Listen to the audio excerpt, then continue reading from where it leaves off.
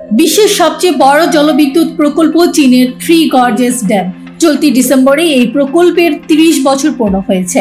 নির্মাণের 3 দশকে এটি 1.7 ট্রিলিয়ন কিলোওয়াট ঘন্টা বিদ্যুৎ উৎপাদন করেছে।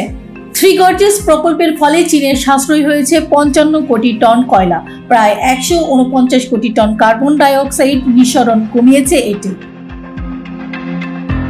2003 সালে প্রথম ইউনিট চালুর পর প্রকল্পটি 70টি বন্যা নিয়ন্ত্রণে সহায়তা করেছে, যা বিশ্বের অর্থনৈতিক এবং সামাজিক উন্নয়নেও গুরুত্বপূর্ণ ভূমিকা রেখেছে।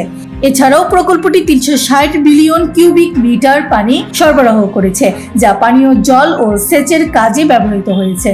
কার্বন নিঃসরণ কমাতে এবার আরও এক বৃহৎ পরিকল্পনা হাতে নিয়েছে চীন। নতুন প্রস্তাবিত প্রকল্পটি করা হবে তিব্বতের সীমানার বাইরে এবং ইয়ারলুং ঝাংবু নদীতে। নদীটি ব্রহ্মপুত্র নামে পরিচিত। এটি ভারতের অরুণাচল ও আসাম প্রদেশের মধ্যে দিয়ে প্রবাহিত হয়ে তারপর বাংলাদেশে প্রবেশ করে। থ্রি গর্জেস ড্যামের চেয়ে এই প্রকল্পের ব্যয় অনেক বেশি।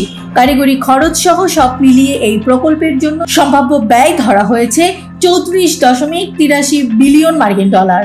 প্রায় 14 লাখ লোককে পুনর্বাসন ব্যয়ও এতে অন্তর্ভুক্ত রয়েছে। বুধবার চীনের বার্তা সংস্থা জিনহুয়া জানিয়েছে, কার্বন নিঃসরণ হ্রাসে চীনের লক্ষ্য পূরণে গুরুত্বপূর্ণ ভূমিকা পালন করবে এই প্রকল্প। এটি বাস্তবায়ন হলে প্রকৌশলের মতো বাঁধ সংশ্লিষ্ট বিভিন্ন খাত ও তিব্বতের নতুন কর্মসংস্থান তৈরি হবে। প্রাকৃতিক কারণে ইয়ারলুং ঝাংবু নদী নতুন প্রকল্পের জন্য বেছে নেওয়া হয়েছে। বাঁধ নির্মাণের জন্য যে স্থানটি নির্ধারণ করা হয়েছে সেখানে মাত্র 50 কিলোমিটার গতিপথের মধ্যে 2000 মিটারের বেশি গভীরতায় নদীটির পানি পতিত হয়। ফলে এখানকার স্থিতিশক্তিতে বিদ্যুৎ শক্তিতে রূপান্তরের বিপুল সম্ভাবনার পাশাপাশি অসংখ্য কারিগরি চ্যালেঞ্জও রয়েছে। চীন বলছে এই জলধারের পানি তারা সেচের কাজে ব্যবহার করছে। একই সঙ্গে তাদের এই প্রকল্পের লক্ষ্য জলবিদ্যুৎ তৈরি এবং বন্যা নিয়ন্ত্রণ। কিন্তু উজানের দুটি দেশ ভারত এবং বাংলাদেশের সমস্যা হতে পারে এই প্রকল্পের কারণে।